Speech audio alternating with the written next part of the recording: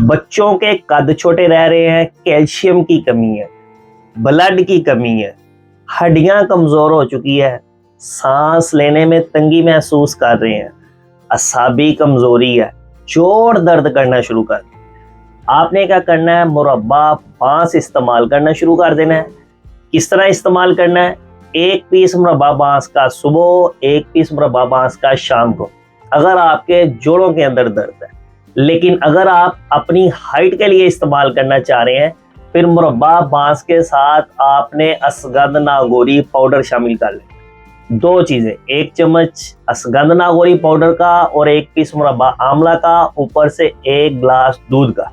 सुबह खाली पेट, शाम को खाने से 1 घंटा पहले खाली पेट इस्तेमाल करना है। इंशाल्लाह ताला 6 मंथ इस्तेमाल करने के बाद आप देखिएगा आपके बच्चों की हाइट भी बढ़ना शुरू हो जाएगी।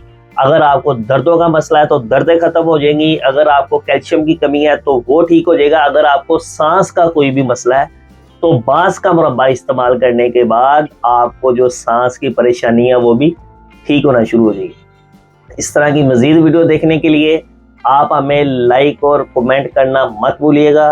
वीडियो पसंद आए तो शेयर भी कीजिएगा। जज़ाकुमुल्लाह।